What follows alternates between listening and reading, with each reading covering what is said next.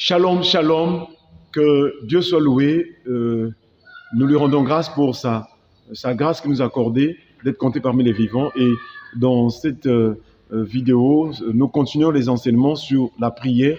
Et nous sommes précisément sur la deuxième partie de notre thème intitulé « Comment prier ?» Et nous avons vu déjà le premier sujet de prière, les actions de grâce. Le deuxième sujet de prière, la repentance.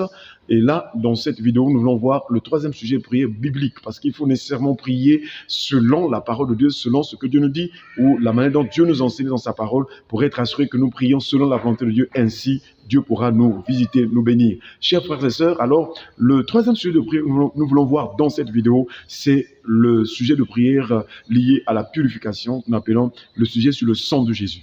Beaucoup de gens peut-être se disent, bon, Jésus, son sang a coulé à la croix de Golgotha, c'était fini, c'était pour ce jour-là, pour cette période-là. Mais je vous assure que le sang de Jésus parle encore. On l'appelle le sang de l'aspersion qui parle mieux que celui d'Abel. Et vous savez que dans la Bible, il y a un lien entre le sang et la vie. Et donc, quand on parle du sang de Jésus, il s'agit aussi de sa vie. C'est vrai qu'il a donné sa vie à la croix, il était mort, mais ensuite il était revenu à la vie. C'est pourquoi dans l'évangile selon Jean, Jésus dit « Le Père aime le Fils parce qu'il donne sa vie afin de la reprendre. » Il dit « Personne ne me l'ôte, je la donne de moi-même, ensuite je la reprends. » Chers frères et sœurs, nous voyons donc que c'est très important aussi de prier en demandant que le sang de Jésus agisse en nous.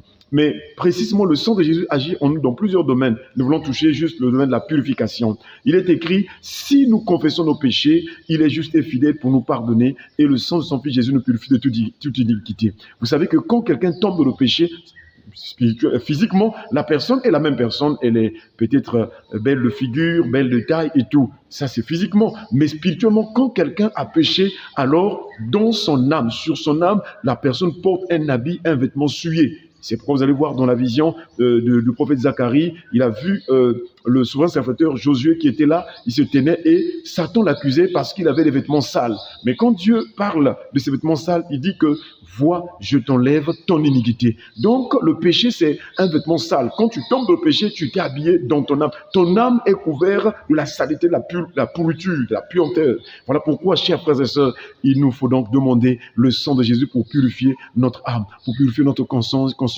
de toutes les œuvres mortes qui sont rentrées en nous à travers le péché. Voilà pourquoi la prière de sang de Jésus est importante. Vous pouvez dire, Seigneur, purifie mon âme. Seigneur, purifie mon cœur. Seigneur, purifie ma vie. C'est ainsi que lorsque nous sommes purifiés, alors nous pouvons avoir accès dans la présence du Seigneur. Parce que étant souillés, Dieu ne peut pas nous accueillir parce que Dieu est saint. Dieu est là où il y a la pureté. Dieu est pur. Et donc, pour accepter notre âme de prier, d'entrer dans sa présence, notre esprit, alors, il faut la purification. C'est ainsi que nous voyons donc le sujet de la prière sur le sang de Jésus est très important. C'est le sang qui vient nous purifier de toute souillure. Chers frères et sœurs, nous prions que Dieu nous donne ce cœur qui demande la purification par le sang de Jésus. Et même le pardon de péché, s'il n'y a pas la purification, comment nous pouvons être pardonnés? La Bible déclare, sans effusion de sang, il n'y a pas de pardon de péché. Que Dieu nous donne donc de prier en demandant que le sang de Jésus nous purifie notre âme, notre cœur, afin que notre cœur soit digne de s'approcher du Seigneur. Et ainsi, quand nous demanderons au Seigneur quelque chose, il nous l'accordera.